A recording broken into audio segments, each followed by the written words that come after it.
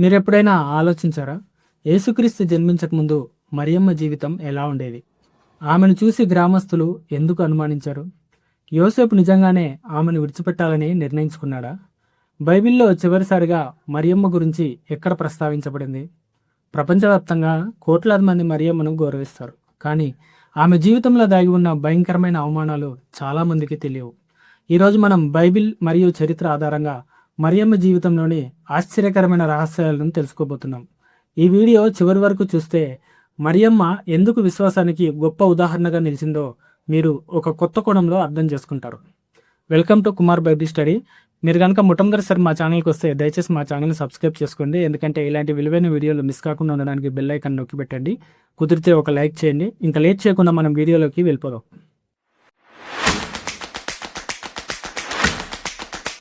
దేవుడు ఎందుకు మరియమ్మనే ఎన్నుకున్నాడు? ఒక రాజకుమార్తెను లేదా ఒక ధనవంతురాలను ఆయన ఎన్నుకోలేదు.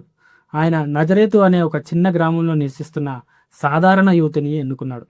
దయాప్రాప్తురాల, నీకు శుభం, నీవు గర్భం ధరించి కుమారుని కందువు, ఆయన గొప్పవాడై సర్వోన్నతుడి కుమారుడు అనబడును. బిడ్డలను కనాలి అనుకున్న ఏ తల్లి అయినా ఈ మాటలు వింటుంటే తన ఆనందానికి అంతే ఉండదేమో కదా. కానీ దేవదూత సందేశం విన్న తర్వాత మరియమ్మకి భయం వేసి ఉండవచ్చు. ఎందుకంటే దేవదూత చెప్పిన వార్త ఒక సాధారణ విషయం కాదు. వివాహం పూర్తిగా జరగకముందే ఆమె గర్భవతి అవుతుంది అని చెప్పబడింది. ఆ కాలంలో ఇది చాలా ప్రమాదకరమైన విషయం. ప్రజలు ఆమెను తప్పుగా అర్థం చేసుకునే అవకాశం ఉంది. అయినా కూడా మరియమ్మ దేవునిపై విశ్వాసం ఉంచింది. అప్పుడు ఆమె చెప్పిన మాటలు చరిత్రను మార్చాయి. ఇదిగో, నేను ప్రభువు దాసురాలినే, నీ మాట ప్రకారం నాకు జరుగునుగాక. ఒక యువతి చెప్పిన ఈ సమాధానం ప్రపంచ చరిత్రను ప్రభావితం చేసింది. మరియమ్మ గర్భవతి అని తెలుసుకున్నప్పుడు యోసేపు నీతిమంతుడైనప్పటికీ అయోమయంలో పడ్డాడు. అందుకని అతను మరియమ్మను బహిరంగంగా అవమానించదలుచుకోలేదు. అందుకే రహస్యంగా ఆమెను విడిచిపెట్టాలని ఆలోచించాడు. కానీ ఆ రాత్రి దేవదూత అతనికి కలలో ప్రత్యక్షమయ్యాడు.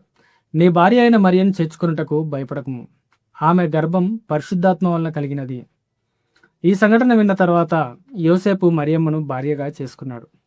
యేసు పుట్టిన 40 రోజుల తర్వాత యోసేపు మరియు మరియమ్మలు శిశువును తీసుకుని దేవాలయానికి వెళ్ళారు. అక్కడ సిమ్యోను అనే ఒక వృద్ధుడు వారిని కలిశాడు. యేసును చూపించి గొప్ప మాటలు చెప్పాడు. కానీ మరియమ్మకు ఒక హెచ్చరిక కూడా జారీ చేశాడు. మరియు నీ హృదయంలోనికి ఒక ఖడ్గము దూసుకొని పోవునని ఆయన తల్లి అయిన మరియతో చెప్పాను. ఇది నిజమైన ఖడ్గం కాదు, ఆమె భవిష్యత్తులో అనుభవించబోయే బాధకు సూచన. ఆ రోజు నుంచి మరియమ్మ తన కుమారుని వల్ల జీవితంలో బాధ కూడా భాగమవుతుందని తెలుసుకుంది. ఇలా సాగుతున్న తమ దాంపత్యంలో యోసేపు మరియలకు కుమారులు కుమార్తెలు కలిగినట్లుగా బైబిల్ చెప్తుంది. యాకోబు, యోసేపు, సీమోను, యూదా అనువారు యేసు తమ్ముళ్ళు కాదా? ఇతని చెల్లెళ్ళందరూ మనతోనే ఉన్నారు కారా? యేసుక్రీస్తు పుట్టిన తర్వాత ఆ పుణ్య దంపతులకు మరలా బిడ్డలు కలిగారు. తనకు 30 సంవత్సరాలు వచ్చేంత వరకు యేసుక్రీస్తు తన కుటుంబీకులతోనే కలిసి పెరిగాడు. అంటే యేసుక్రీస్తుతో పాటే అతని తమ్ముళ్ళు చెల్లెళ్ళు కూడా ఒకే కుటుంబంలో కలిసి ఉన్నారు. కానీ తమ అన్నయ్య అయిన యేసును లోకరక్షకుడు అని వాళ్ళు గుర్తించవలసింది పోయి అతన్ని అవమానించారు. యేసుక్రీస్తు మాటలను ఎలాగూ యూదులు, ఇశ్రాయేలీలు నమ్మడం లేదు. ఇతనితో ఉంటే మా ప్రాణాలకు కూడా ప్రమాదమని యేసు తమ్ముళ్ళు అతన్ని దగ్గరికి రానివ్వలేదు. నీవు చేయుచున్న క్రియలు నీ శిష్యులు చూచినట్లు ఈ స్థలం విడిచి యూదయకు వెళ్ళుము. ఇలాగో ఆయన సహోదరులైనను ఆయన యందు విశ్వాసము ఉంచలేదు.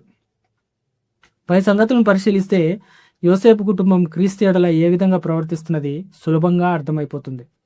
ఇటువంటి వాతావరణంలో యేసుక్రీస్తును కన్నందుకు అటు తల్లిగా ఇటు భర్త నుండి పిల్లల నుండి ఘోరంగా మరియమ్మ అవమానాలు ఎదుర్కొంది. 30వ ఏట ఇల్లు వదిలిపోయిన యేసు పరలోక తండ్రి పనిలో నిమగ్నమై యావత్తు కుటుంబానికి దూరమయ్యాడు.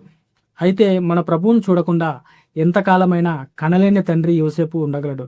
ఆ తండ్రికి పుట్టిన పిల్లలు కూడా ఉండగలరేమో, కానీ కన్నందుకు మరియమ్మ ఉండలేకపోయింది.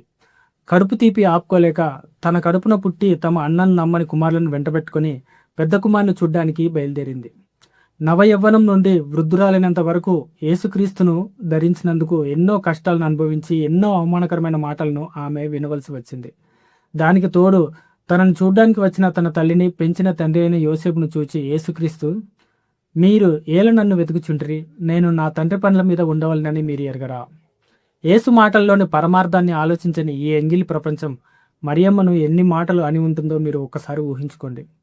పెంచిన తండ్రి అయిన యోసేపు అక్కడ ఉండగా నేను నా తండ్రి పనుల మీద ఉండవలను అని యేసుక్రీస్తు చెప్తున్నాడు అంటే చుట్టుపక్కలున్న జనాలకు ఏమి అర్థమవుతుంది? తన తండ్రి వడ్లవాడు, కానీ యేసుక్రీస్తు అక్కడ వడ్లవాడి పని చేయడం లేదు. జనాలు అందరూ ఎలా అర్థం చేసుకుంటారు? ఆ మరియమ్మ తల్లి ఎంత క్షోభ అనుభవించి ఉంటుందో కదా. ఇటువంటి మాటలను సమాజం నుంచి వింటున్నప్పుడు ఇంట్లో పరిస్థితి ఎలా ఉంటుందో మనం సులువుగా అర్థం చేసుకోవచ్చు. కానీ మరియమ్మ తల్లి ఏమీ చేయలేక అన్నీ సహించింది. చివరకు తన కుటుంబం నుండి దూరంగా రావాల్సి వచ్చింది. తన బ్రతుకుని పణంగా పెట్టిన ఆ తల్లి యేసును సిలువ మీద చూడలేక దగ్గరికి వచ్చి ఏడుస్తుంది. కానీ సిలువ దగ్గరికి యోసేపు కానీ అతని కొడుకులు కూతుళ్ళు కానీ ఎవరూ రాలేదు. అంటే అర్థం చేసుకోండి యేసుక్రీస్తు పరిస్థితి ఆ కుటుంబంలో ఎలా ఉందో. చివరి క్షణాల్లో ఉన్న ప్రభువు కన్నతల్లి కడుపుకోతను అర్థం చేసుకున్నాడు.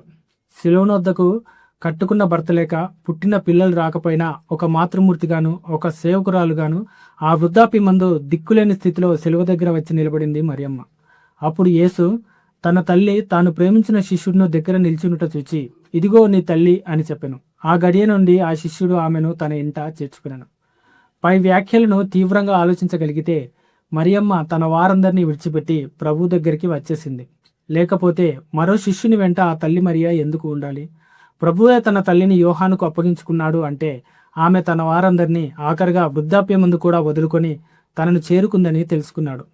వారి కుటుంబంలో అనేక సంవత్సరాలుగా క్రీస్తు నిమిత్తమై జరుగుతున్న సంఘర్షణలకు ఆ మహాతల్లి మానసికంగా శారీరకంగా ఎంత కుమిలిపోయి ఉంటుందో ఒక్కసారి మీరు ఊహించుకోండి.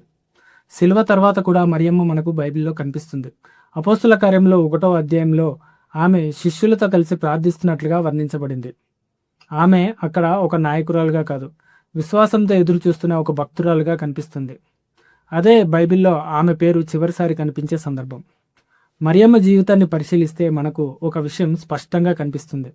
ఆమె గొప్పతనం అద్భుతాలలో కాదు, ప్రపంచం అర్థం చేసుకోలేని పరిస్థితుల్లో కూడా ఆమె దేవుణ్ణి నమ్మింది. భయం ఉన్నప్పటికీ కూడా ముందుకు నడిచింది. ఎన్ని అవమానాలు ఎదురైనా సరే అస్సలు వెనక్కి తగ్గలేదు. నిశ్శబ్దంలో కూడా విశ్వాసాన్ని నిలబెట్టుకుంది. అందుకే వేల సంవత్సరాల తర్వాత కూడా ఆమె విశ్వాసం మనల్ని ఇప్పటికీ కూడా ముందుకు నడిపిస్తుంది. ఒక్కసారి ఆలోచించుకోండి. క్రీస్తును ఒకసారి కన్నందుకే ఆ మహాతల్లి మరియమ్మ ఎన్ని శ్రమలు అనుభవించిందో మనం ఇప్పుడు తెలుసుకున్నాం. మరి క్రీస్తు కోసం మనం అన్ని శ్రమలు అనుభవించడానికి నిజంగా సిద్ధంగా ఉన్నామా? ఎందుకంటే పరలోకం అంత సులభంగా రాదు. మనము అనేక శ్రమలను అనుభవించి పరలోకానికి చేరుకోవాలి. ఈ వీడియో మీకు ఎలా అనిపించిందో నాకు కామెంట్లో తెలియజేయండి.